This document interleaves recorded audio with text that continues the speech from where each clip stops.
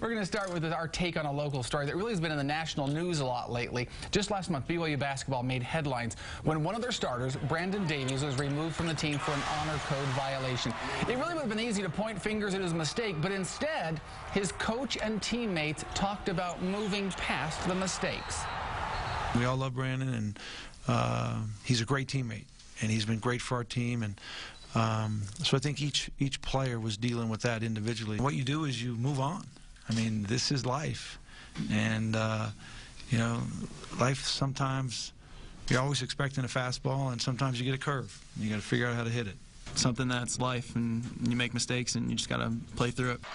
They have helped set the tone for the community and showed the country and showed you how you can move past mistakes, whether they are yours or someone else's. And even if you're not a basketball player, it's a lesson we can all benefit from. Studio 5 relationship coach Matt Townsend has been studying this and how we can react to mistakes. What did you like about how they did this? Loved it. Now, did you see him cutting down the nets? Were you? Oh, yeah. I was at the game. You were there.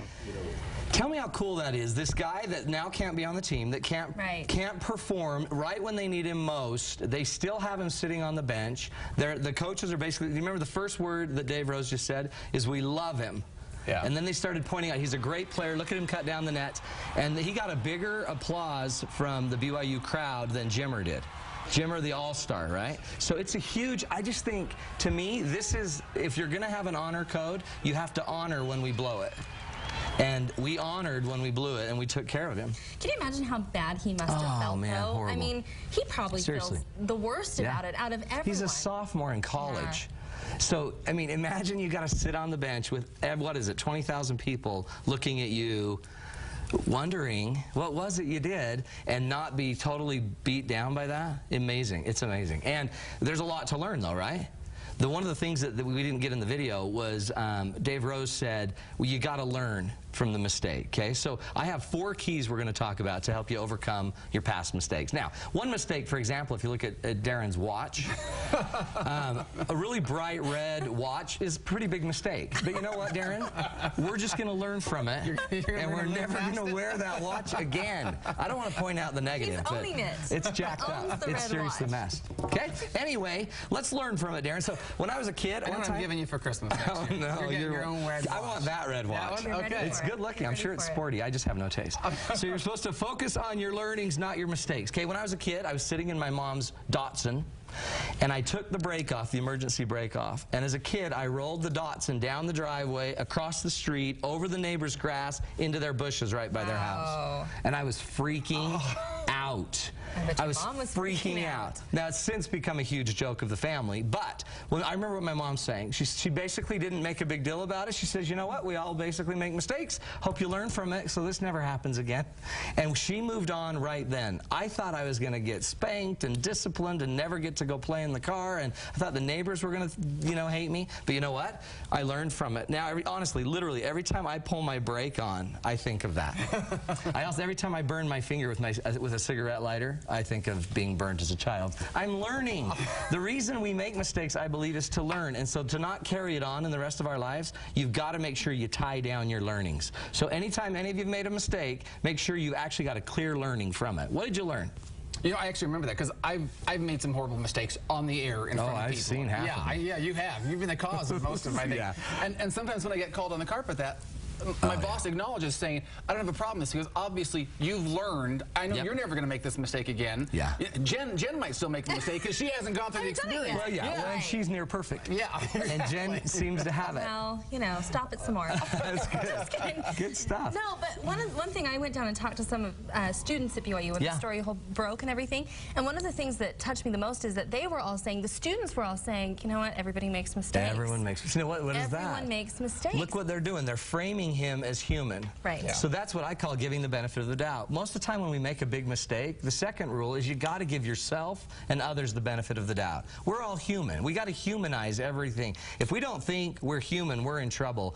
And to give somebody the benefit of the doubt, one of my favorite quotes is, never attribute to malice that which is easily attributed to ignorance. I like that. So don't attribute somebody's bad when they're just probably ignorant.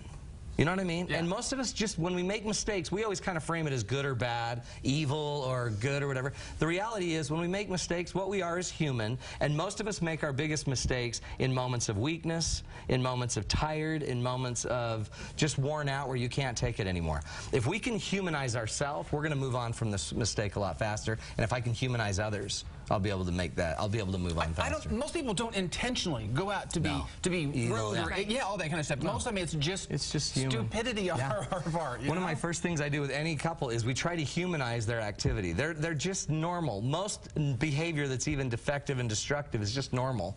It's normal when you're in that state. When you've had a bad child or a bad upbringing or bad upraising, guess what? You're going to make mistakes. You need to learn. Or you can just sit there and hate yourself the rest of your life. You know, some advice someone told me a long time ago is, how would you like to be judged in life by your very worst mistake? How would you like that to be the thing that people remember? And I think people around the world watched Brandon Davies and just, But don't you all know people? For him. You know people that do that, don't you, Jen? That they can't get over their mistakes. So one key to getting over your mistakes is also telling the healthy story. What's the healthy story? Most of us tell the half story. We never tell the full story of really what happened. Like if I do something stupid, I usually will tell how if I ran into the garage, drove into the garage, I would talk about how somebody closed the garage while I was pulling in. But I might not ever say that that was me that was closing the garage while I pulled in. I just said the door, I won't ever give the whole data. But in order to move on from your story, you want to tell the whole story.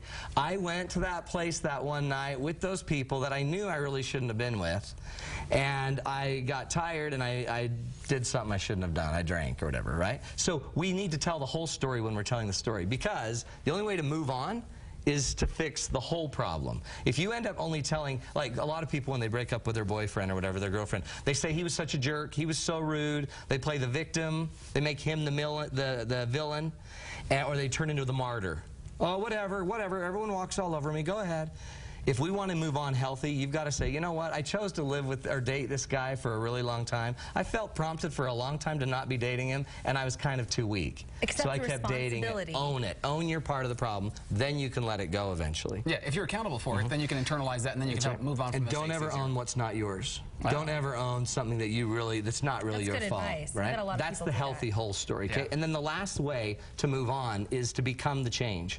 The number one way I've ever found to get out of the hole you're in is to climb out. You can keep hoping you're going to get out. You can hope something will change. You can hope the wind will blow or the water will fill up the hole and you'll float out. But eventually you might as well just climb out. And so become the change you seek in others. That's a Gandhi quote I love.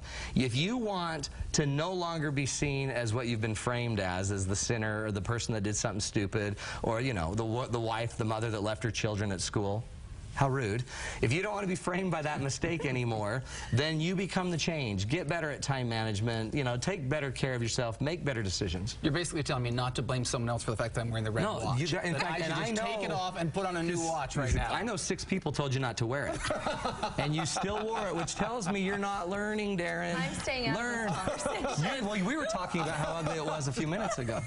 Okay, just leave him. Tell us about your date night here, okay? You got one coming up. These are the best. This is a date night, and we're going to have a new announcement coming up in a few weeks about a new thing we're doing in the middle of the day for women, so be listening for that. Friday, April 8th, this Friday, 7 to 9, $35. It's a date night. It's called Feeding the 7 Basic Needs. To register, 801-747-2121. Bring your spouse. Tons of fun. We laugh. We cry.